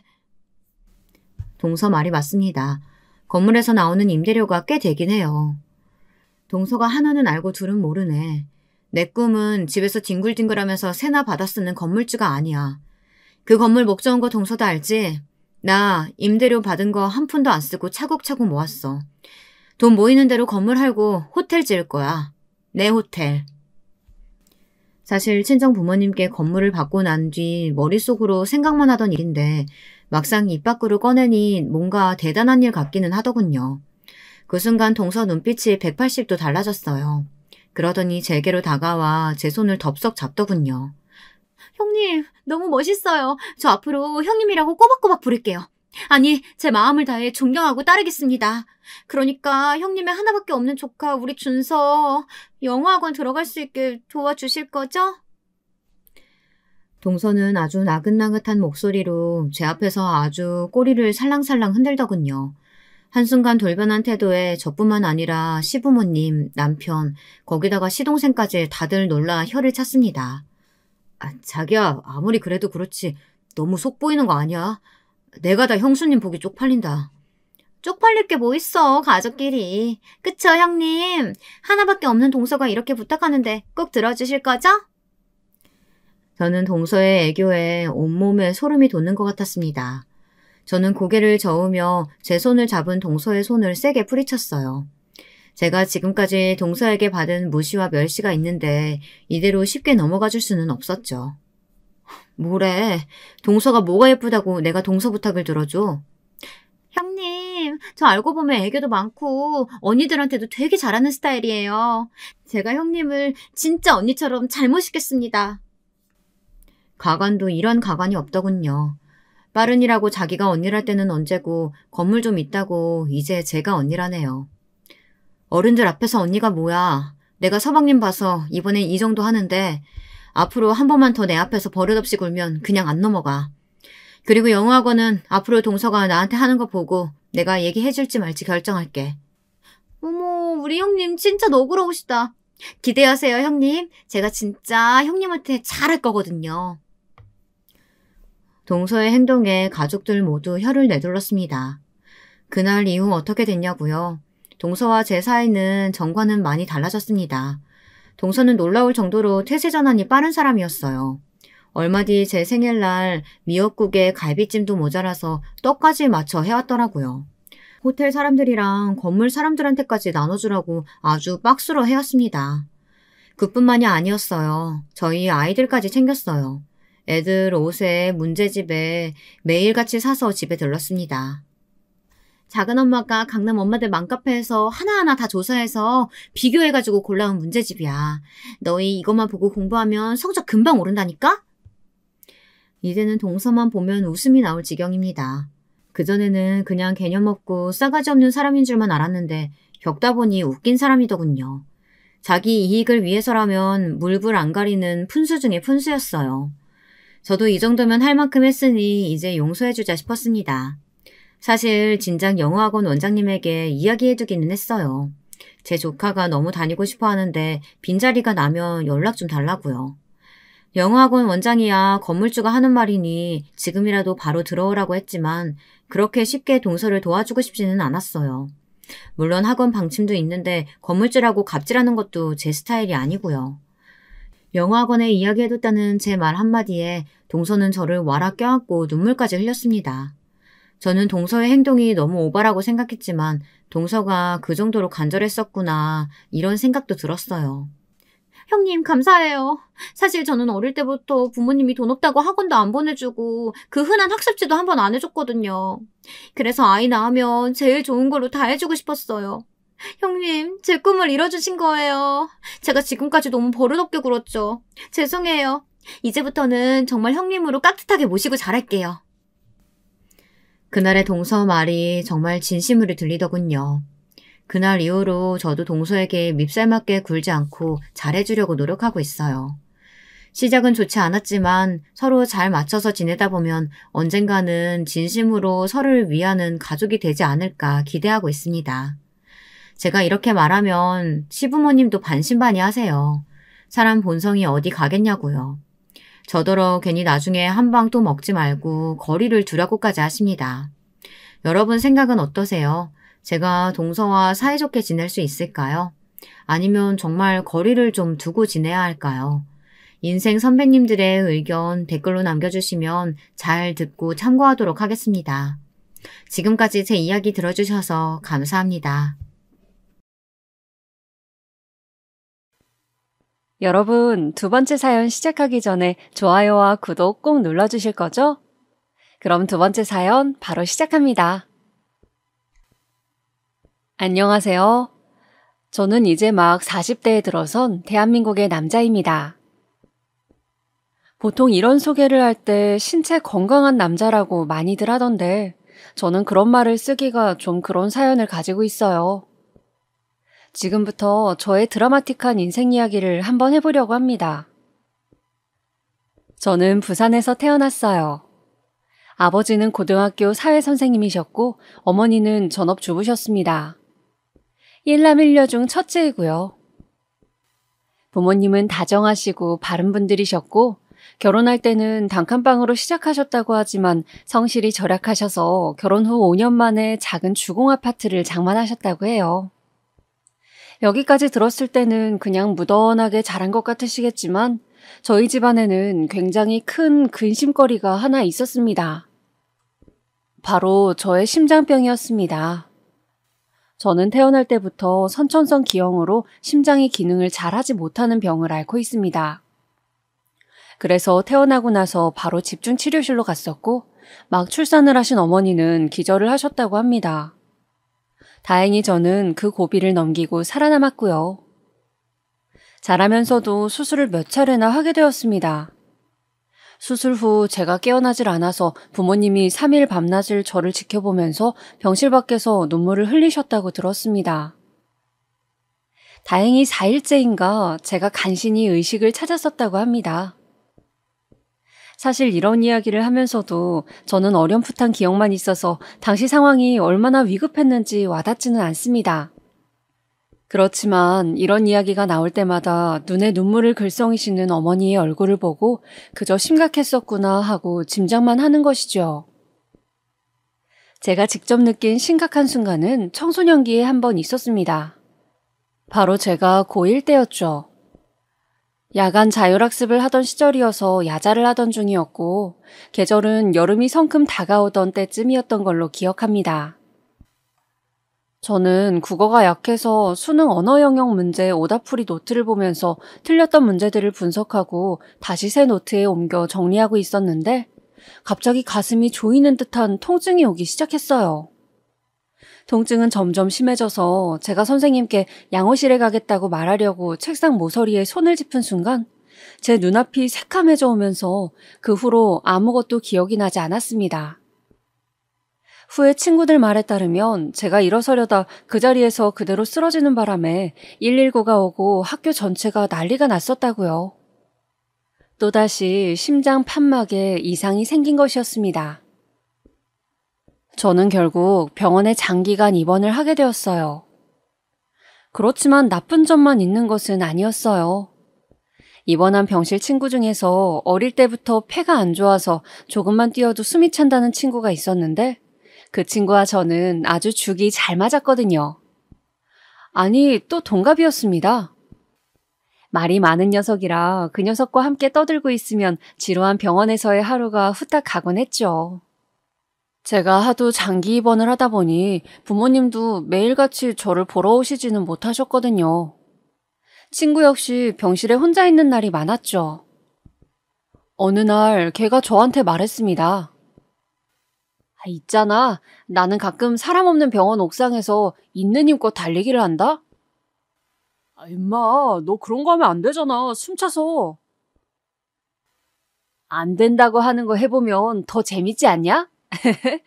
이상하게 나는 그렇게 숨이 턱까지 차서 죽을 것 같이 헐떡대다가 보면 내 앞에 다른 고민들이 날아가고 그저 지금 이 순간 내가 살아있구나, 그게 참 감사하다라는 그런 마음만 남더라고. 지금 이 순간? 그렇지. 지금 나는 살아있고 숨 쉬고 있고 그게 얼마나 감사한 일인지 그런 것들이 말이야. 숨이 차고 살려고 노력하는 내 몸을 보면 간절함이 느껴져서 그런가? 저는 아직도 이 대화를 잊을 수가 없습니다. 살아가는 일에 간절함, 당장 내가 마셔야 하는 공기 한 모금의 소중함 같은 것 말이죠. 그 친구의 말이 어쩌면 그때 이후 제 좌우명이 되었던 것 같습니다. 살면서 힘든 순간이 참 많았는데 그때마다 큰 위로가 됐어요. 참 지혜로운 친구였다는 생각이 들었죠. 그 녀석은 책을 많이 읽었는데 뭔가 자신이 사회에 보탬이 되는 사람이 되고 싶다고 했어요. 그리고 헐리우드 영화를 보며 항상 사람들을 영웅이 구해내는 장면에서 박수를 쳤죠. 친구는 자신의 꿈은 슈퍼맨처럼 위기 상황의 사람들을 구하는 영웅이 되고 싶다고 했어요. 얼른 이 지겨운 폐병을 이겨내고 온갖 무술로 몸을 단련해서 다른 사람을 구하는 산악구조대나 소방관이 되고 싶다고 했죠. 그래서 항상 영웅이 나오는 영화를 본다면서요. 저는 그런 친구와 함께 길고 지루한 병실 생활을 견뎌냈습니다. 제 인생에서 가장 외로웠지만 돌이켜보면 행복한 시간이었습니다. 아마도 부모님과는 다르게 혈연 관계가 없는 남이지만 나와 가장 영혼이 가까운 사람이었기 때문인 것 같아요. 흔히들 말하는 소울메이트 같은 느낌이요. 그러던 어느 날이었어요. 친구는 자신이 꽤 좋아졌다고 금방 퇴원할 수 있을 것 같다고 좋아했죠. 나 있잖아. 나가자마자 검도하고 태권도 배울 거다? 너 그러다 몸살 나. 두 개를 어떻게 한 번에 같이 하냐? 아이, 난 할 수 있다니까. 지금까지 병원에 있었던 시간이 아까우니 정말 시간을 아껴 쓸 거야. 나한테 시간이 얼마나 남았는지 모르잖아. 야, 인마, 누가 너 지금 당장 죽는데? 뭔 실없는 소리를 하냐? 아니, 누가 언제 죽을지 모르니까 말이지. 내 말은. 암튼 난 나가면 바로 검도랑 태권도 배울 거고 너랑 수능 100일주도 마실 거다. 알았냐? 수능 100일주? 아, 그건 나도 땡기는데. 엄마, 아빠 몰래 맥주 마실 수 있는 데를 찾아야겠는데. 그렇게 우리는 퇴원날을 손꼽아 기다리며 이 지긋지긋한 병원을 이제 나갈 수 있겠다고 웃었습니다. 그리고 그 다음날 보통 때와 다름없이 친구의 병실로 향하고 있는데 의사 선생님과 간호사님들이 뛰어다니고 있었어요. 병실에 못 들어오게 하고 한참 동안 난리를 치더니 갑자기 제 친구가 죽었다고 하는 것이었습니다. 저는 너무 당황스러워 어떻게 된 일이냐고 물으니 갑자기 심장마비가 왔는데 체크를 못했다는 것이었어요. 폐하고는 상관없이 위급 상황에 친구는 잠을 자고 있었고 곁에 아무도 없었기 때문에 아무도 심장마비가 온 줄 몰랐다고. 저는 털썩 그 자리에 주저앉아 버렸습니다. 친구는 어제 저한테 유언을 한 것이었어요. 자신이 죽을 것도 모른 채 말이죠. 저는 병실 복도에서 친구의 병실 침대를 보면서 오열을 했습니다. 지석아, 소방관 한다며 이 자식아. 뭐냐, 같이 맥주 마시기로 해놓고 약속도 안 지키는 자식. 너는 임마, 내가 다시 만나면 진짜 죽여버릴 거야. 저기 준영 학생? 이거 지석 학생이 준영 학생 주려고 한 책 같은데 유가족분들이 전해주래요. 간호사 누나가 책을 한 권 저에게 전해주었습니다. 그 책의 제목은 어느 소방관의 기도였습니다. 첫 장을 넘기자 지석이가 적어놓은 짧은 메모가 있었어요. 준영아, 우리 같이 소방관 되는 건 어떨까? 그 글을 보는 순간 참았던 눈물이 또 흘러내렸습니다. 나와 함께 소방관이 되는 걸 꿈꾸면서 이 책을 샀을 텐데 친구는 이제 영영 볼 수 없는 먼 곳으로 가버렸으니까요. 지석이는 왜 이 책을 저한테 주려고 했을까요? 저는 그 책을 보며 지석이를 오래 생각했습니다. 아마도 나는 이런 소방관이 되고 싶었다고 자신의 꿈을 이야기해보고 싶었던 걸까요? 그 후로 저도 사람을 구한 소방관들의 이야기들을 찾아보면서 소방관의 꿈을 키우게 되었습니다. 먼저 간 친구 지석이의 꿈을 제가 이어받고 싶었거든요. 사람을 구하는 직업을 가지고 평생을 살면서 지석이를 기억하고 싶었습니다. 그 후 3개월이 지나 저는 퇴원을 하게 되었습니다. 수술 후 예후가 좋아서 운동을 많이 해도 괜찮게 되었어요. 부모님도 제가 점점 건강해진다고 좋아했습니다. 저도 점점 건강해지는 내 몸이 신기하기도 하고 좋기도 했어요. 수술하고 오래 입원한 것 때문에 저는 20살까지 고등학교를 다녀야 했는데 저 형이 1년 꿇었다더라, 많이 놀아서 사고를 쳤다더라 하는 괴소문에 시달려야 했습니다.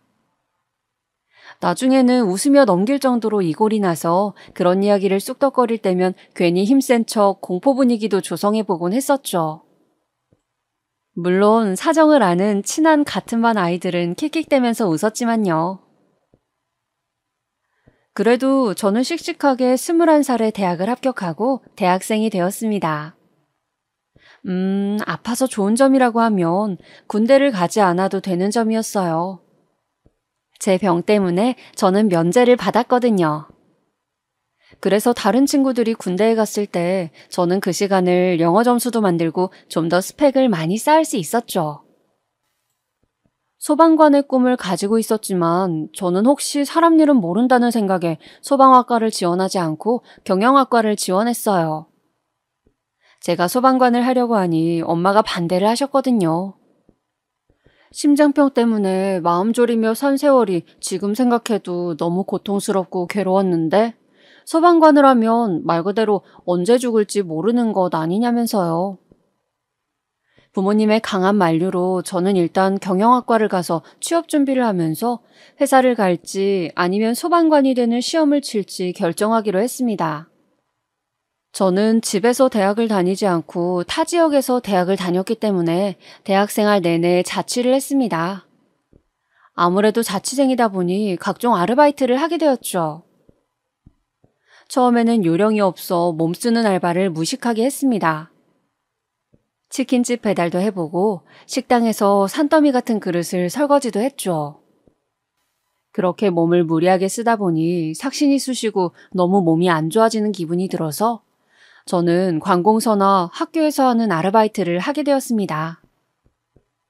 학교 도서관 사서 일을 보조하는 아르바이트도 하고 또 관공서에서 인구조사원을 모집하는 데도 지원을 했습니다. 인구조사라는 것이 돌아다니며 각 가구당 가족수 같은 것이 전입신고되어 있는 기록과 맞는지 확인하는 작업인데 이를 위해서 직접 집집마다 방문을 해서 이를 확인하는 조사원을 정기적으로 모집을 했거든요. 다행히 제가 채용이 되어 저는 인구조사 아르바이트를 하게 되었어요. 이 일은 말 그대로 발품을 파는 일이었어요. 집집마다 문을 두드리고 문을 열어주면 간단하게 인구조사원이라 소개를 하고 조사를 하면 되는데 문제는 문을 안 열어주는 집이 너무 많다는 것이었죠. 또 정부에서 나와서 하는 것인데 잡상인 취급을 한다거나 하는 그런 일들도 많았죠. 그래도 저는 최대한 안 빠뜨리려고 노력하면서 인구조사를 다녔습니다. 나름 잘 산다는 한 빌라촌에서 인구조사를 하던 때였습니다. 3일째 한 집을 허탕치고 있어서 저는 오늘은 꼭 집에 사시는 분을 만나야겠다 싶어 이른 아침에 그 집을 향해 가고 있었습니다. 그런데 누가 무슨 물건을 태우는지 어디선가 매캐한 연기가 날아오는 것 같았어요.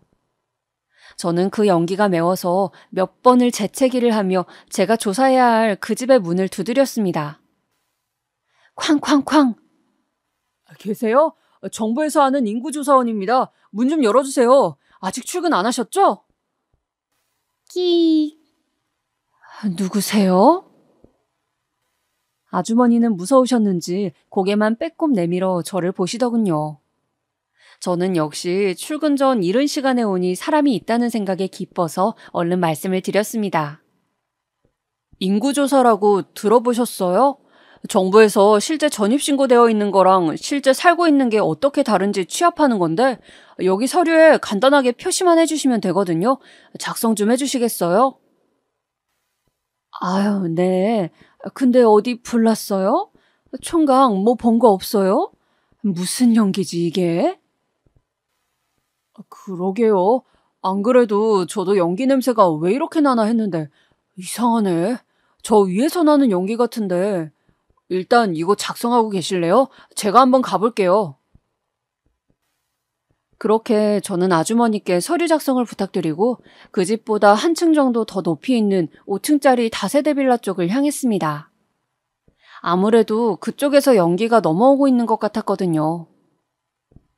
건물 앞에 도착해 복도로 들어가 보니 점점 연기가 심해지는 게 안 되겠다 싶어서 저는 우선 핸드폰으로 연기가 너무 난다고 아무래도 불이 난 것 같다고 119에 신고를 했습니다. 그리고 복도를 들어가면서 큰 소리로 불이야! 불이야! 하고 외쳤어요. 사람들이 소리를 듣고 하나둘씩 문 밖으로 나가기 시작했습니다. 저는 마침 가지고 있던 겉옷에 물을 적셔 입과 코를 막고 복도 안쪽을 향해 들어갔습니다. 3층 복도 제일 끝집에서 불이 난 듯 싶었습니다. 어마어마한 열기가 느껴지고 있었어요. 젖은 옷을 대고 문을 돌려보니 문손잡이가 돌아가는 것이 문이 열려 있는 것 같았죠. 저는 안에 사람이 없을 수도 있는데 빨리 빠져나가야겠다 하면서 돌아서는데 갑자기 어디선가 희미한 사람의 목소리가 들리는 것 같았어요. 살려주세요. 그것은 분명히 누군가 간절하게 도움을 요청하는 소리였습니다. 저는 그 소리를 듣고 멈춰설 수밖에 없었죠. 그 순간 제 머릿속에는 분명 갈등이 있었습니다. 어떻게 할까? 지금 내가 나가면 내 한 몸은 무사할 텐데 저 집 안으로 들어가면 그냥 다 죽을 수도 있다. 그런데 그때 친구의 얼굴과 목소리가 떠올랐습니다. 준영아, 나는 위기 상황에서 영웅이 되는 것이 내 꿈이야. 같이 소방관 되지 않을래? 저에게 살아있음의 가치를 알게 해준 저의 소중한 친구, 바로 지석이었습니다. 지석이라면 어떻게 했을까? 지금 이 상황에서. 저는 그 생각이 든 순간 바로 현관문을 열고 집 안으로 뛰어들어갔습니다. 저는 친구에게 부끄럽게 살고 싶지 않았습니다. 어떻게 되든 한 생명이라도 살릴 수 있다면 뭐든 해봐야 할 것 같았어요. 뿌연 연기를 헤치며 제 입과 코를 막고 있는 수건이 점점 말라가는 것을 느끼면서 저는 황급히 사람의 형체를 찾았습니다. 바닥에 쓰러진 한 할머니의 하얀 머리카락 같은 것이 보였어요. 할머니가 맞았습니다. 연기에 질식한 상태이신 건지 의식은 없었지만 저는 우선 할머니를 업었습니다. 그리고 필사적으로 달리기 시작했어요. 더 안쪽에 다른 사람이 있을지 모르지만 그 사람까지는 구할 수 없을 것 같았습니다. 이 할머니라도 살릴 수만 있다면 저는 필사적으로 현관문 쪽을 향해 달렸습니다. 분명 짧은 거리인데 화마가 집어삼키려고 다가오는 이 상황에서는 현관문까지의 그 거리가 참으로 멀게 느껴졌습니다. 간신히 현관문 쪽에 다다랐을 때 머리 위에서 뭔가 떨어져 내리는 느낌이 들어 저는 팔을 들어서 막았습니다. 현관문에 나무로 만들어져 있던 어떤 틀 같은 것이 제 팔에 닿았고 저는 화상을 입었죠. 그리고 팔에 부딪힌 뜨거운 나무 조각들이 제 얼굴 쪽으로 떨어져 내렸습니다.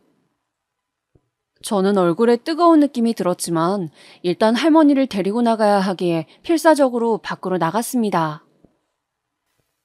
제가 간신히 건물 밖으로 나가자 소방관들이 들어오다가 저를 보고 저와 할머니를 부축해서 대기하고 있던 119 구급차에 태웠습니다.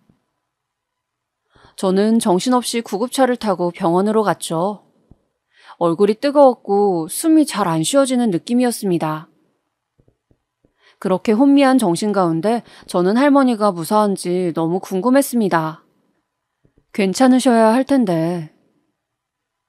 그리고 마치 드라마처럼 저는 갑자기 눈을 떴습니다. 눈을 뜨자 하얀 형광등 불빛이 보였고 사람들이 왔다 갔다 하는 게 아직 응급실인 것 같았어요. 저에게 의사가 와서 얼굴과 팔에 화상을 심하게 입어서 수술을 해야 한다고 했습니다. 그리고 이어진 고통스러운 수술. 화상 치료가 정말 끔찍한 것은 화상을 입은 피부에 치료를 할 때 정말 피부 껍질이 그대로 벗겨지는 고통을 겪는다는 것입니다. 저는 그 처절한 고통의 치료를 계속하며 병원에서 살아야 했어요. 부모님은 말없이 눈물을 흘리시고 그저 살아있어서 고맙다고 매일 저의 곁에서 감사의 기도를 드리더군요. 저는 화상치료의 끔찍한 고통 때문에 한동안은 정신을 차릴 수가 없었습니다. 그러다가 간신히 정신이 들자 도대체 왜 화재가 났고 그 집 할머니는 어떻게 되었는지 너무 궁금하더군요. 뉴스를 찾아보니 빌라 화재가 기사로 나 있었습니다. 원인은 전기 제품의 누전인 것 같다고 하더군요. 그리고 다행인 것은 사망자가 없다는 것으로 보아 어쨌든 그 할머니도 목숨을 건지신 것 같았습니다.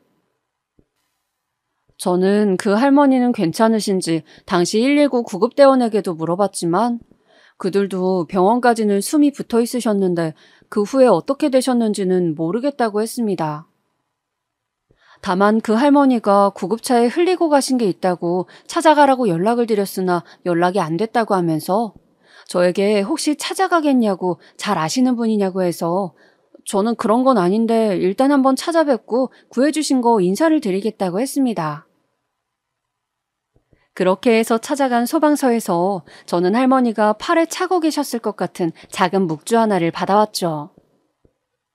저는 혹시 나중에라도 할머니가 찾으시면 이 번호를 남길 테니 알려주셨으면 한다고 했습니다. 왜 그렇게 할머니 생사가 궁금했냐고요? 그 불 속에서 함께 살아나온 동지기도 했고 또 건강은 어떠신지 그 불 속에서 혹시 안 좋아지신 건 아닌지 그냥 걱정이 되었거든요.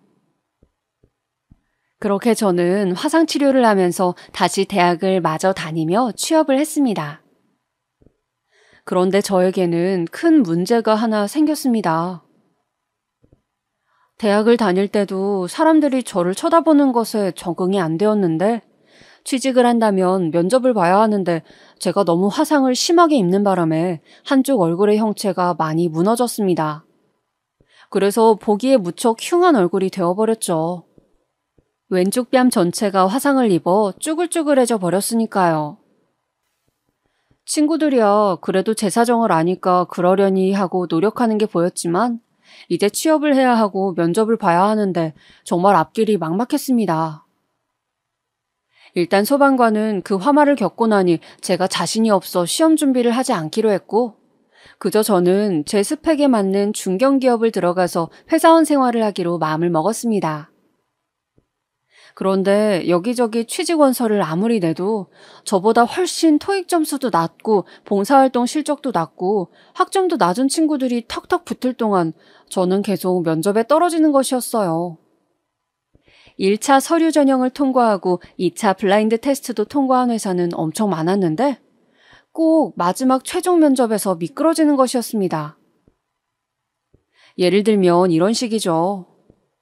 최종 면접에 가면 다른 지원자들에게는 앞으로의 포부나 회사에 합격한다면 첫 월급으로 뭘 하고 싶냐는 등의 질문을 한다면 저에게는 항상 그 얼굴은 왜 그렇게 됐냐는 식의 질문만 하는 것이었습니다. 제가 화재 사고를 겪었다고 하면 다들 불쌍한 표정을 짓고 그리고 저는 항상 탈락을 하는 것이었죠. 저는 점점 제 얼굴로 인해 위축되기 시작했습니다. 항상 챙이 길어 얼굴을 가려줄 수 있는 등산용 모자 같은 것을 쓰고 다니고 마스크를 하고 다녔어요. 물론 요즘에야 코로나 때문에 마스크를 다들 하고 다니지만 제가 얼굴 때문에 마스크를 쓸 때만 해도 사람들은 모자와 마스크로 얼굴을 가린 저를 슬슬 피해 다녔습니다.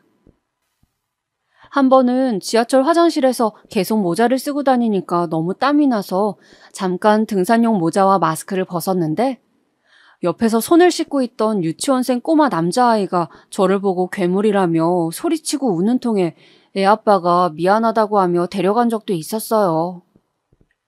그때 저는 알았습니다. 아, 내 얼굴이 어린아이의 눈엔 괴물로 보일 정도로 보기에 안 좋구나. 그런 생각을 하니 눈물이 자꾸 났습니다.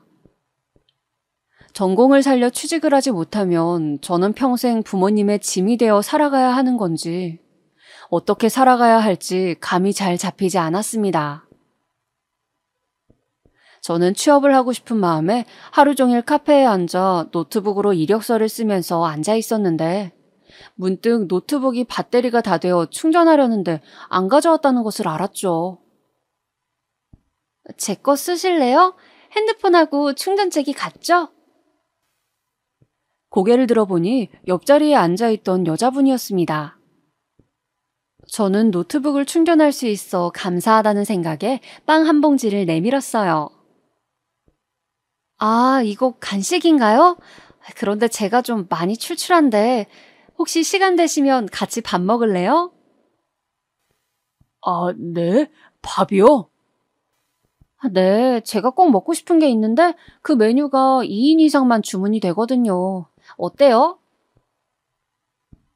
저는 얼떨떨했지만 배가 고프기도 했고 그분과 그냥 헤어지는 게 아쉽기도 해서 식사를 하러 가게 되었습니다. 여자분이 먹고 싶었던 것은 고기였습니다. 우리는 같이 삼겹살을 먹으러 갔죠. 제가 가끔 가던 가게였는데 그 집은 칼집을 낸 숙성 삼겹살과 같이 먹는 김치 칼국수가 유명한 집이었습니다. 삼겹살 맛이 정말 기가 막히더군요. 김치 칼국수는 또 어찌나 칼칼하고 맛있던지 그렇게 처음 본 여자와 맥주도 한 잔 시키고 이런저런 이야기를 나누다 보니 대학 때 소개팅하던 느낌도 나고 기분이 퍽 좋더군요.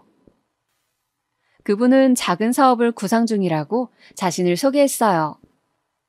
서비스직에서 오래 일했다고도 했죠. 그러고 보니 인상이 상당히 미인인데다 호감 간다는 느낌이 있었어요. 미인이시고 이렇게 능력이 좋으니 인기가 많으시겠다고 했더니 아니라며 그녀는 손사래를 치더군요. 저는 그 웃음이 순박해 보여 더 정이 갔습니다. 저는 그렇게 그녀를 마음에 품게 되었어요. 그녀는 사람은 마음이 중요하다며 제 얼굴에 대해서 전혀 신경도 쓰지 않았어요. 그 후 저는 일주일에 한 번 정도 그녀와 데이트를 했습니다. 소박하게 밥을 사 먹고 서로 고민을 이야기하는 등 특별하지 않고 평범해서 더 빛이 나는 그런 시간들이었죠. 그러다가 우리는 자연스럽게 사귀게 되었습니다. 제 처지가 얼굴에 흉터도 있고 취준생이라 조심스러웠지만 그분은 다 괜찮다고 이 나이쯤 되면 그런 거 신경 쓸 일도 없다며 제 마음을 편하게 배려해 주셨어요. 그녀는 저보다 5살 연상이라 제가 많이 의지할 수 있어 좋더군요. 그렇게 사랑을 쌓아가면서 저는 제 외모에도 더 신경을 쓰게 되고 생활에 활력이 생겼습니다. 일하랴 데이트하랴 바쁘긴 했지만 그래도 행복했어요. 저는 얼굴을 다치고 나서는 아무도 만날 수 없을 거라 생각을 했거든요. 그런데 이런 상처까지 다 이해해주는 사람이 있다니 정말 감동이었습니다. 만난 지 6개월 정도 되었을 때 여자친구는 준비하고 있는 가게 자리를 보여주겠다면서 겸사겸사 데이트하자며 저를 비어있는 한 상가 자리로 데리고 갔어요. 여자친구는 이 자리에 고급 고깃집을 오픈할 거라며 저에게 고깃집에서 고기를 손질해줄 사람이 필요하다고 했어요. 지금부터 기술을 배워 그 일을 하면 누구에게 얼굴을 보이지 않아도 되고 고기 다루는 것도 기술이니까 함께 가게를 키워보는 것은 어떻냐고 말했죠. 가게 오픈에 드는 비용은 전부 자신이 부담할 수 있다고 그런 꿈 같은 제안을 했습니다. 그리고 그런 말들 끝에 가장 중요한 말을 하더군요. 저 준영 씨, 제가 하는 말 오해 말고 들어줬으면 해요. 네, 말씀하세요. 저는 준영 씨가 처음 봤을 때부터 너무 좋았어요. 나이 들어서 이런 감정 너무 부끄럽고 웃기지만 진짜 너무 설레고 준영 씨가 좋아요. 준영 씨 닮은 아이를 낳고 싶어요. 네? 저는 너무 당황스러웠습니다. 워낙 개방적이고 진취적인 사람인 줄은 알았지만 지금 그녀는 저에게 프로포즈를 하고 있었어요. 저는 이런 상황에서 나는 백수인데 나는 얼굴이 화상으로 망가졌는데 등등 여러 생각이 스치며 머릿속이 복잡해졌어요. 이런 로맨틱한 상황에서 마음 편히 행복해할 수 없는 제 처지가 서글프기도 했습니다. 저는 일단 결혼에 대해서는 좀 더 신중하게 서로 생각해보자고 말했어요. 그리고 며칠 뒤 여자친구를 만났을 때 저는 당분간은 연애만 하고 싶다고 했어요. 내가 너무 가진 게 없어서 자신이 없다고, 조금 더 상황이 좋아지면 결혼은 서로 신중하게 생각해보자고. 여자친구는 미묘한 표정으로 제 말을 듣더니 하는 수 없다는 듯 자신이 좀 더 기다리겠다 하더군요. 그리고 오늘은 어쩐지 치킨에 맥주를 먹고 싶다면서 저에게 치킨 먹으러 가자고 조르던 것이었습니다. 그러고 보니 치킨을 먹은 지도 한참 된 것 같아서 동네에 치킨이 맛있기로 유명한 호프집에 가서 한참 신나게 대화를 나누고 있는데 여친이 급한 전화를 받더니 뭔가 문제가 생겼는지 짜증을 내는 거였어요. 아니, 부동산에서 도대체 하는 일이 뭐예요? 진작 말씀해 주셔야죠. 일단 제가 알아보고 다시 전화 드릴게요. 그러고는 전화를 끊더니 아무 말도 없이 긴 한숨을 내쉬면서 그저 맥주만 들이켰습니다. 저는 걱정이 되어 도대체 무슨 일이냐고 물어봤죠. 혹시 뭐 도울 일이 없냐는 말과 함께요. 한참을 말을 할까 말까 망설이던 여친은 마침내 이야기를 시작했습니다. 저번에 봤던 그 가게 자리를 가계약금을 걸고 계약을 하는 걸로 다 이야기를 해두고 계약금은 며칠 뒤에 주겠다고 했는데 상가를 넘기기로 한 사람이 알겠다고 하고서는 다른 데서 계약금을 바로 보낸다고 하니까 그냥 우리랑 가계약한 걸 없던 일로 하고 그쪽하고 계약을 하고 싶다고 했다는 겁니다. 그걸 부동산에서 제대로 전달을 못해서 지금 당장 계약금을 보내야 되게 생겼다고 말이죠. 그러면서 넌지시 저에게 돈이 혹시 없냐고 묻는 것이었어요. 저는 갑자기 돈 이야기가 나와서 당황했지만 이 사람이 그동안 나에게 보인 마음이 있는데 어떻게든 도와주고 싶어서 제가 가지고 있는 전 재산이 1,000만 원이라고 말했습니다. 여자친구는 일단 며칠 뒤에 바로 돈을 줄 테니 그걸 융통해달라고 했어요. 그래서 저는 인터넷 뱅킹으로 여자친구에게 1,000만 원을 이체해 주었죠. 여자친구는 고맙다고 당장 내일 일 처리를 해야 한다면서 몇 번이고 나에게 고맙다고 했어요. 다시 계약금을 주고 잘 마무리한 후에 연락을 주겠다면서요. 그런데 그 후로 여자친구는 연락이 전혀 되질 않았습니다. 여보세요? 지금 거신 전화는 수신이 금지된 전화로. 저는 몇 번이고 마음속에 스멀스멀 올라오는 불안감을 잊어보려 애를 썼어요. 설마 아니겠지. 내 돈을 가지고 도망간 것은 아니겠지. 그러나 연락이 안 되는 날이 길어질수록 저의 불안감은 커져만 갔습니다. 도저히 견딜 수 없는 지경이 되자 저는 그때 여자친구가 보여준 상가 자리를 찾아갔어요. 그 자리에는 샤브샤브 식당이 이미 들어와 있었습니다. 저는 다급히 사장님 계시냐고 사장님을 찾았어요. 사장님, 혹시 이 가게 월세로 얻으신 건가요? 부동산 계약 언제 하신 거예요? 이 자리에 제가 아는 지인이 고깃집을 한다고 했는데 어떻게 된 건가 해서요. 네? 이 가게 제 건데요. 제가 주인이에요. 이 상가 한 번도 월세 내놓은 적도 없어요. 샤브샤브 가게 하려고 몇 달 비워두긴 했는데 이상하네요. 저는 전혀 모르는 일인데요. 고깃집? 이럴 수가. 사장님은 전혀 모르는 일이라는 듯 말씀하시는 거였습니다. 저는 머리가 너무 아파왔어요. 그렇다면 제가 사기를 당한 걸까요? 도저히 그녀가 저에게 했던 달콤한 말들과 결혼에 대한 이야기들이 거짓이라고 받아들일 수가 없었습니다. 그런 상태로 저는 몇 달이라는 시간을 마음의 상처와 허무함을 안고 지냈습니다. 도무지 사람이라는 존재를 믿을 수가 없더군요.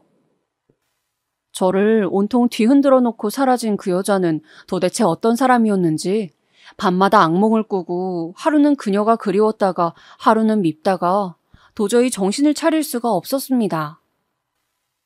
그런데 어느 날 경찰서에서 전화가 왔습니다. 여보세요? 여기 서울 강남경찰서인데요. 혹시 김혜영 씨 아시나요? 김혜영, 여자친구 이름이었어요.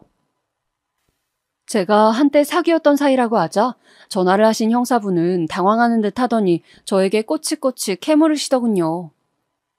우연히 카페에서 만났고 6개월 정도 데이트를 했으며 빌려준 돈은 1,000만 원이라고 하자 형사님은 그래도 많은 돈을 사기당하진 않으셔서 정말 다행이라고 하더군요. 그 돈이 제 전 재산인 건 알고 하시는 말씀인지. 형사님 말에 따르면 로맨스 스캠이라고 그런 수법의 일종이라고 남자들에게 접근해서 결혼하자고 달콤한 말을 하고 돈을 잠시 융통해달라고 사기를 친다는 거였어요.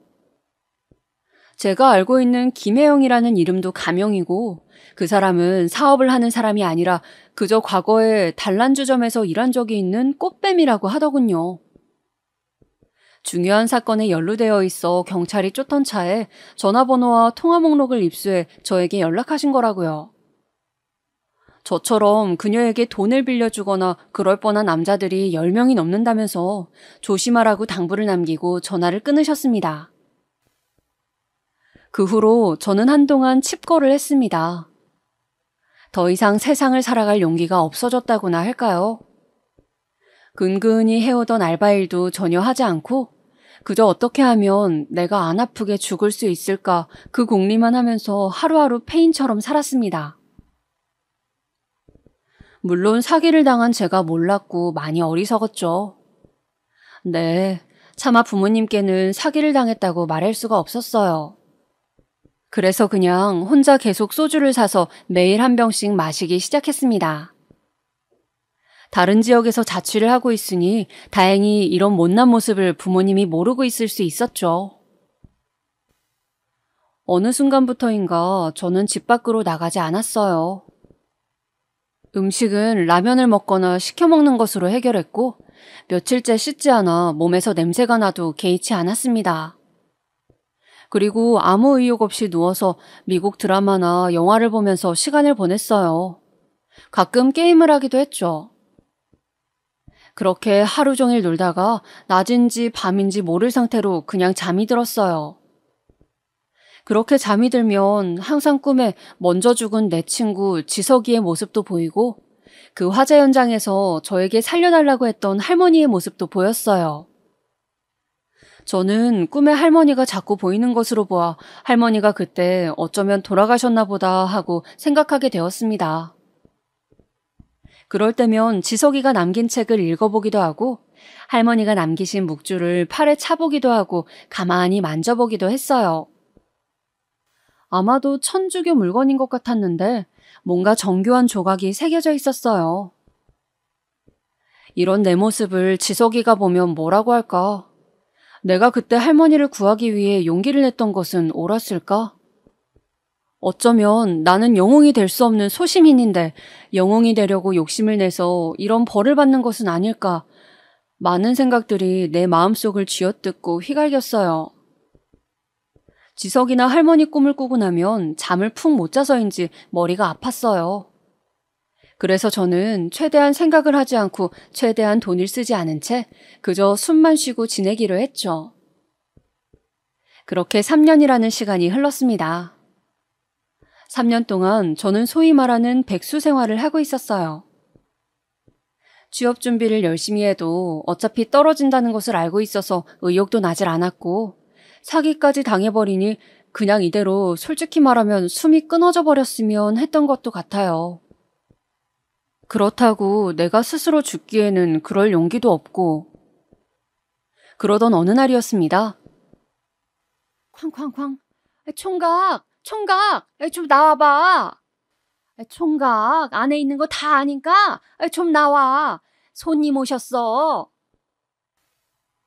몇 시일까 시간도 모른 채로 암막 커튼을 친 어두운 방 안에서 문득 문을 두드리는 소리에 잠이 깨었습니다. 부스스한 머리를 긁으며 소리를 무시해보려고 했지만 그럴수록 소리는 더 시끄럽게 들려왔어요. 저는 귀찮았지만 문을 열어보았습니다. 한 일주일 만에 열린 현관문이었죠. 갑자기 밝은 햇빛이 몰려와 눈이 아팠어요.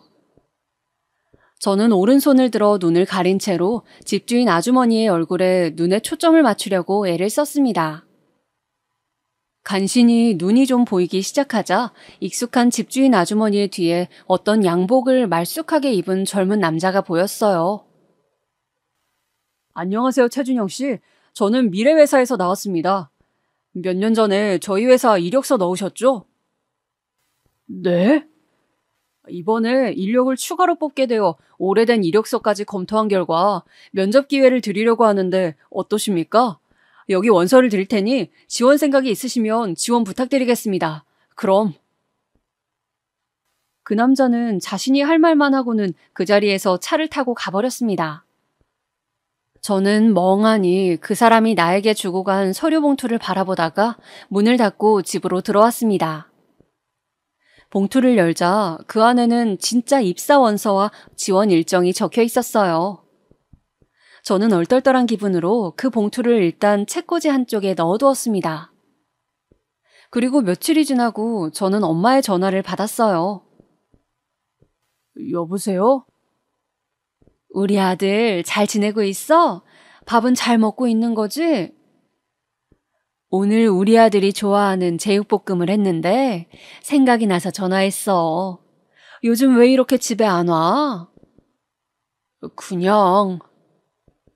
준영아, 취업 안 해도 되니까 하루하루 즐겁게 지내고 건강하기만 해. 어?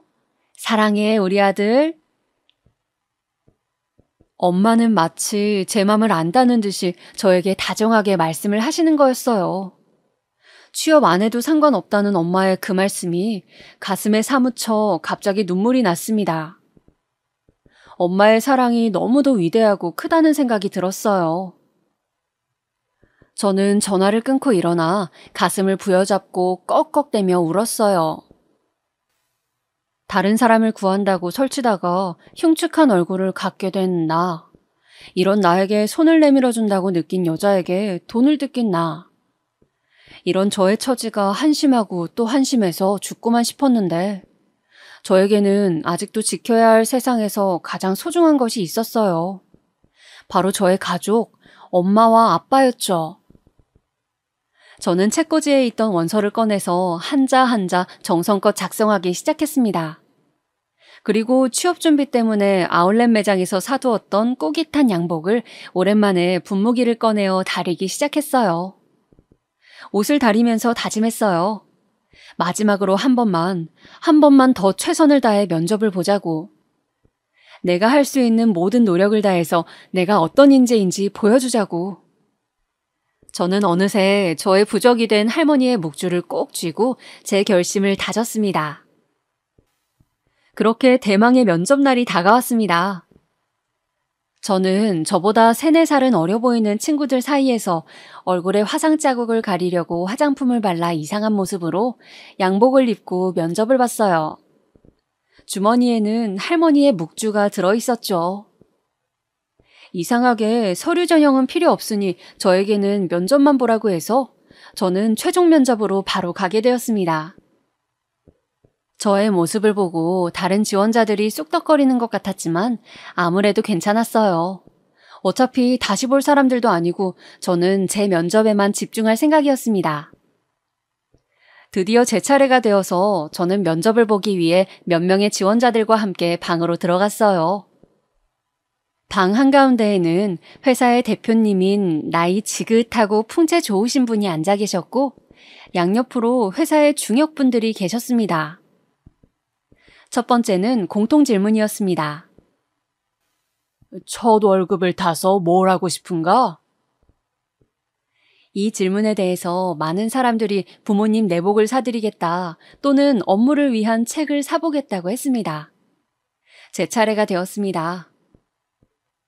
저는 제 첫 월급을 형편이 어려운 화상 환자들에게 기부하고 싶습니다. 저와 같은 고통스러운 치료 과정을 겪는 분들에게 작은 힘이나마 보태고 싶습니다. 그리고 저와 같은 화상 흉터가 있는 사람도 사회의 일원으로 당당하게 월급을 받고 기부도 할 수 있다는 것을 보여주고 싶습니다. 저의 대답을 듣고 다른 중역분들은 제 얼굴을 유심히 살펴보시는 듯 하였습니다. 그런데 이상하게도 대표님은 저를 보고 미소만 지으실 뿐 놀란 기색이 전혀 없으셨어요. 그리고 이상하게 그분의 눈가가 촉촉한 것처럼 보였죠. 저는 제가 착각한 것인가 생각했습니다. 취업 준비를 하면서 가장 힘이 되었던 사람이나 물건이 있는지? 두 번째 질문이었습니다. 부모님, 친구 등 다양한 대답이 쏟아졌습니다. 저는 가만히 한쪽 호주머니에 들어있던 묵주를 쥐어보았어요. 드디어 제 차례가 되었습니다. 저에게 가장 힘이 되었던 물건은 바로 이 묵주입니다. 저에게는 아주 깊은 사연이 있는 물건이고 언젠가는 이 물건의 주인분을 만나고 싶다는 마음으로 살아왔거든요. 힘이 들 때마다 저는 이 묵주를 쥐고 여러 가지 소원을 빕니다. 그러면 마음이 편해지고 마치 묵주의 주인분이 저를 응원해주고 있는 것처럼 느껴지거든요. 그때였습니다. 갑자기 대표님이 벌떡 일어서서 저에게 다가오시는 거였어요. 자네, 그 묵주 잠깐 나한테 보여줄 수 있겠나? 아, 네. 놀랍게도 중후한 나이의 대표님은 손을 떨고 계셨습니다. 저는 묵주를 대표님께 건네어드렸어요. 그분은 묵주를 찬찬히 살펴보시더니 가운데 정교한 성모 마리아 조각이 있는 부분에 박힌 보라색 보석을 보고 갑자기 묵주를 붙잡고 눈물을 흘리기 시작하시는 것이었습니다. 모든 사람들이 당황해서 대표님을 바라보고 있었어요. 저도 영문을 모른 채 일어서서 대표님을 바라보았죠. 그런데 대표님이 갑자기 저를 붙잡고 덥석 안으시는 것이 아니겠어요? 드디어 찾았네, 이 사람아. 이 사람아. 아휴, 내가 얼마나 자네를 찾았는지 아는가? 이제야 어머님의 유언을 지킬 수 있게 되었구먼, 이 사람아. 그렇게 대표님은 생판 처음 보는 초면인 저를 끌어안고 계속 오열을 하시는 것이었습니다. 대표님의 울음소리는 너무도 커서 건물 전체가 다 울릴 지경이었어요. 결국 그날 면접은 그렇게 끝나고 저는 대표님과 단둘이 마주 앉게 되었습니다. 너무 울어 퉁퉁 부은 눈을 하고 대표님은 저에게 말씀하셨습니다. 그 묵주의 주인은 바로 우리 어머니일세. 작년에 타계하셨지. 어머니가 그렇게 죽기 전까지 자네를 찾아야 한다고 말씀하셨다네. 생명의 은인이라면서 어떻게 사는지 혹시 형편이 힘들면 도와주고 싶다고 항상 마음에 빚으라고 말씀하셨어. 이럴 수가. 바로 제가 구한 그 할머니가 대표님의 어머니였던 것입니다. 아, 그 화재 당시 괜찮으셨나요? 잘 지내시는지 저도 늘 궁금했는데 저도 소방서 쪽에 찾아가서 묵주를 흘리셨다 해서 제가 가지고 가면서 전화번호를 남겨뒀는데 무사하신지 궁금해서요. 어머니는 그 당시 너무 충격을 받아 잘 기억하지 못하셨네. 묵주를 흘린 것도 그리고 소방서를 찾아갈 생각도 못했지. 화상을 입은 부분도 있으셔서 그 치료를 하고 2년쯤 지났을까? 소방서 쪽에 연락을 해보니 당시 일을 기억하는 사람이 없었어. 같이 입원했던 병원에도 물어봤지만 알려줄 수 없다는 말뿐이었지. 그 묵주는 어머니가 처녀 시절 바티칸까지 가서 사오신 것이네.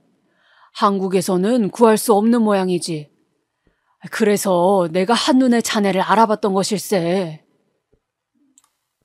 그러면 어떻게 몇 년 전에 지원한 저에게 면접의 기회를 주신 건가요? 그건 내가 뒤늦게 얼굴에 화상 흉터가 있는 이력서 사진을 봤기 때문이지. 나이도 우리 어머니를 구한 또래 같아 보이고 어머니를 구한 그 갸륵한 청년도 취업할 때 이런 어려움을 겪을지 모른다는 생각에 자네를 한번 보고 싶었네. 그런데 자네가 바로 그 사람일 줄이야. 아, 그랬군요. 정말 저한테 일어난 일이지만 믿을 수가 없네요. 고맙네. 정말 고맙네. 어머니는 자네 덕분에 천수를 누리고 가셨어. 우리 회사에서 뛰어난 인재로 성장해주게. 항상 내 자네를 눈여겨보고 있을 걸세. 자신의 목숨을 걸고 다른 사람을 구해내는 그 마음만으로 자네는 우리 회사 최고의 인재일세.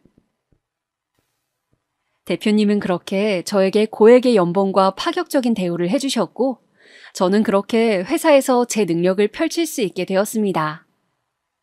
그리고 저는 과거의 아픔과 상처를 딛고 하루하루 성실하게 회사 생활에 매진하며 살아가고 있습니다. 저의 인생 이야기 어떠셨나요? 제가 오늘 드리고 싶은 말씀은 인생은 그 어떤 드라마보다도 더 우연과 필연이 겹치는 극적인 것이고 또 그 안에서 항상 바른 마음을 가지고 살아간다면 반드시 언젠가는 어둠이 걷히고 빛이 보인다는 것입니다. 지금까지 제 이야기 들어주셔서 감사합니다. 모두 행복한 하루 보내세요.